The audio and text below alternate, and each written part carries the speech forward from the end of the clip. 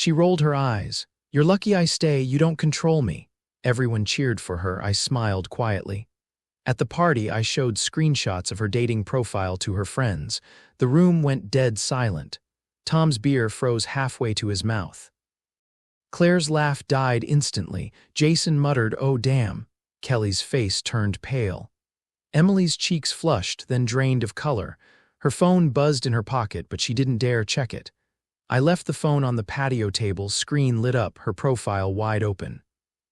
Fresh selfies, new haircut, new bio, looking for someone who knows how to have fun, not ready to settle.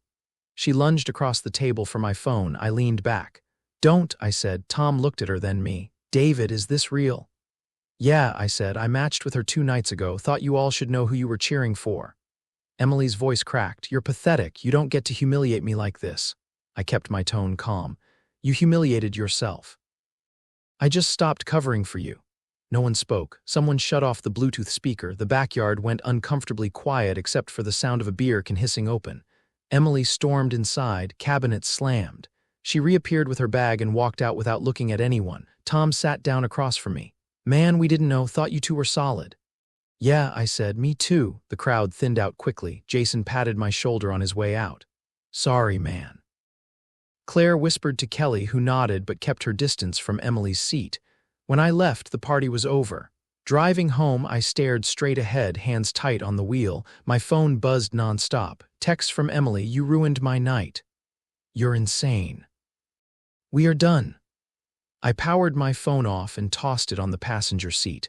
Lying in bed, staring at the ceiling, every red flag replayed in my mind like a bad movie. 3 months earlier, Emily had asked to borrow $1,500 for a girls' trip to Miami. Claimed her car payment had drained her account. She swore she'd pay me back after her bonus. I sent the money through Zelle. She never mentioned it again. When I brought it up a month later, she rolled her eyes. "Stop keeping score, David. That's toxic." She started staying out later. New perfume, dresses I'd never seen before. I saw multiple DoorDash orders linked to our joint account delivered to an apartment across town. She said it was girls' night at Kelly's. That night, when she fell asleep, I checked her phone. Saw flirty Instagram DMs with a guy named Dylan. "Can't wait to see you again. Last night was so worth it." When I confronted her, she snapped. "If you trusted me, you wouldn't check." This was the moment I knew she never respected me. The next morning, Emily posted a long Instagram story calling me paranoid and controlling. Her friends replied with fire emojis and queen comments. People I'd known for years suddenly acted cold toward me. Then I checked our shared bank account. My stomach dropped. 3 transfers in the last 2 weeks. $600, $900, $1,200, all labeled Venmo transfers. I opened Venmo. The notes said hotel weekend, dinner, and one had nothing but a red heart emoji. I felt my chest tighten. She wasn't just cheating, she was spending my money to do it. That night, I went to my best friend Ben's place. I showed him everything. "Dude," he said, scrolling through my phone, "she's not even hiding it anymore." He pulled up her Twitter. She had tweeted, "Ladies, get you a man who pays your bills and doesn't ask questions." Her panic wasn't about losing me, it was about losing control. I spent the next 3 days gathering evidence, screenshots of DMs, bank statements, Venmo history. Her dating profile, even the DoorDash receipts, I put them all into a single folder labeled Emily. Emily texted asking to talk. I didn't reply. 2 weeks later, my mom Linda invited me to a backyard barbecue. "Emily's coming," she said over the phone. "She told me she misses you. You two should work this out." Emily had been messaging my mom, painting herself as the victim. "David's cold. He won't talk to me. I don't know what I did." My mom believed her. I almost didn't go. But then I thought about all those lies. This was my chance to end her narrative once and for all. When I arrived, Emily was already there, smiling, hugging my cousin Chloe, laughing with my Uncle Robert like nothing had happened. My mom looked at me expectantly. "David, you need to talk to her. This isn't healthy." Emily stood and grabbed my arm. "Can we talk privately?" "No," I said. My voice was steady. Everyone froze. I walked over to the patio table, plugged my phone into the Bluetooth speaker, and hit play. Emily's voicemail filled the backyard. "Hey Dylan, last night was amazing. I can't wait till I'm done with David so we can do this full time. Thanks for covering dinner. Next time it's on me." Gasps. Chloe covered her mouth.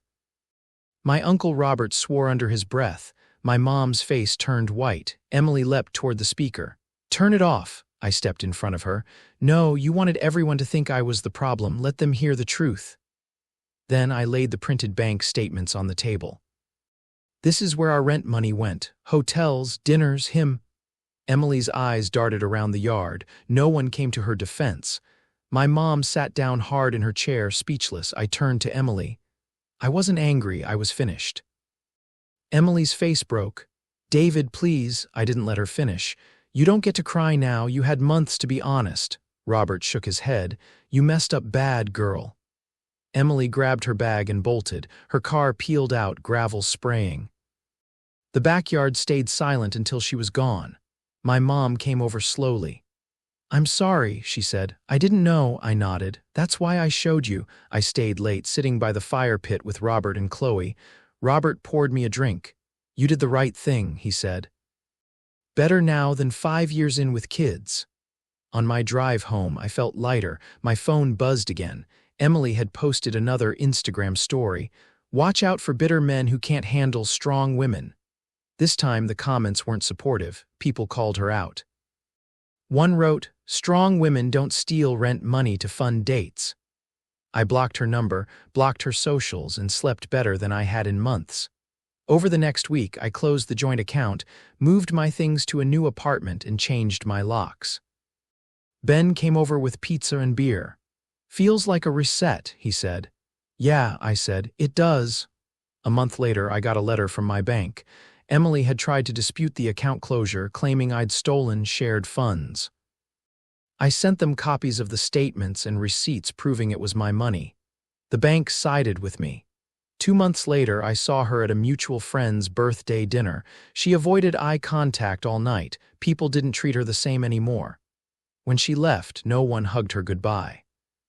For the first time in a long time, I felt calm.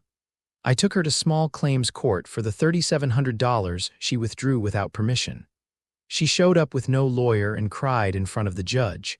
The judge ruled in my favor and gave her 6 months to pay me back.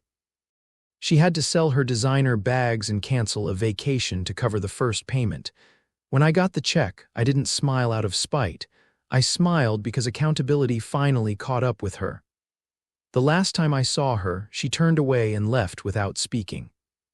I didn't follow. I didn't need to. She had already lost everything she tried to take from me. I never saw her again. I focused on work, fixed my credit card debt, and started saving again. I took a solo trip to Colorado and hiked every morning.